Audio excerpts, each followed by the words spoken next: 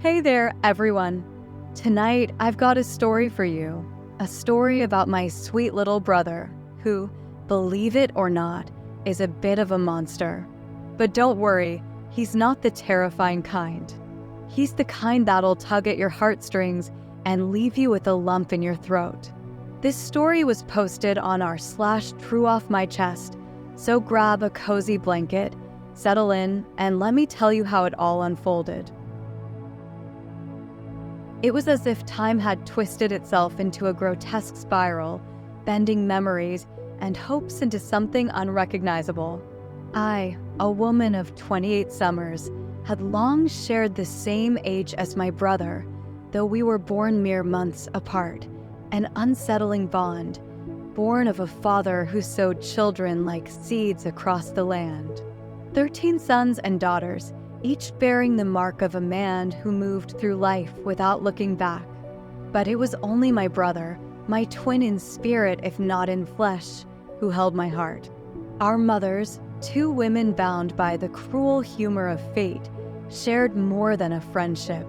They shared the same man, and when their swollen bellies mirrored one another's, they did not part ways, but instead wove our lives together in an intricate and fragile tapestry.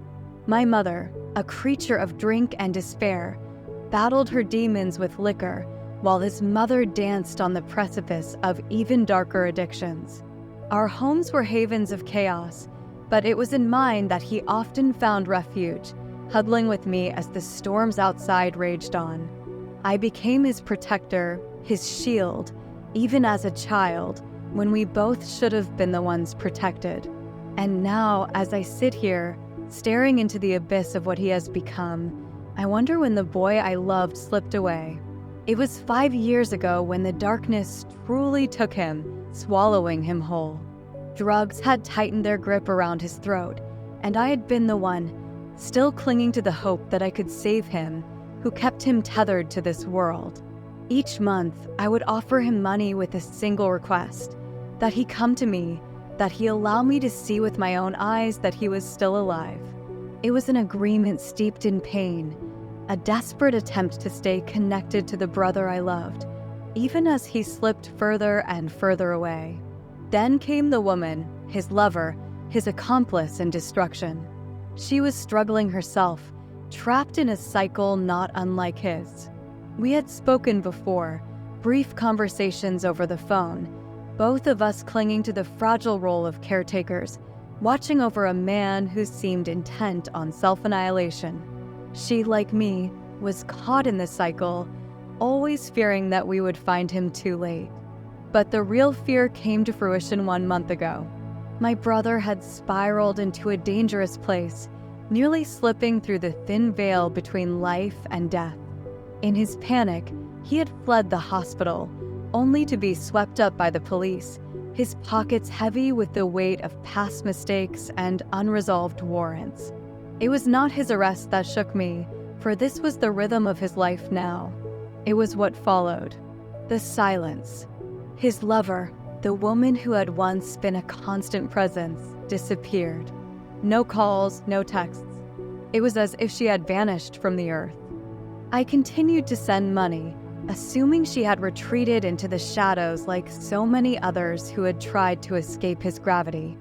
I told myself it was nothing, but today, her voice reached out to me once more, dragging me into a truth so unbearable I could hardly breathe. She told me that the night he had overdosed, something had happened that shook her to her core. There was a darkness to that night that I hadn't known, a deep betrayal that left me shattered. She carried the weight of this pain, and as she spoke, I knew it was real, for I could hear the tremor in her voice, the pain of someone who had endured too much.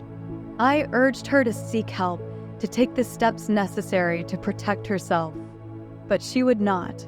She only wanted to share her sorrow, to release the burden that had been suffocating her. And then she told me something even more heartbreaking. She would be there for him when he got out, waiting for him, hoping against hope that things would change. I hung up the phone, overwhelmed by disbelief and sorrow. My body reacted with the same turmoil that was overtaking my mind. I could not stop the tears, nor could I make sense of the storm swirling inside me.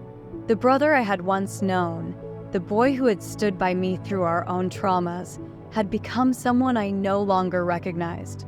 Now I sit here, broken and alone, the love I once had for my brother tainted by the knowledge of what he had become. I don't know how to move forward. The weight of my love for him, forged over a lifetime of shared pain, now feels like a chain, binding me to a truth I cannot bear to face. How do I reconcile the brother of my memories with the man he has become? How do I go on, knowing that the person I have spent my entire life protecting is capable of such profound betrayal? The answers elude me, and I fear they always will. I grieve deeply for the sorrow you now endure, a sorrow born of betrayal so profound that words alone can hardly encompass its weight. The wounds inflicted by those we hold dear are unlike any other, for they tear not only at the heart, but at the very fabric of the soul.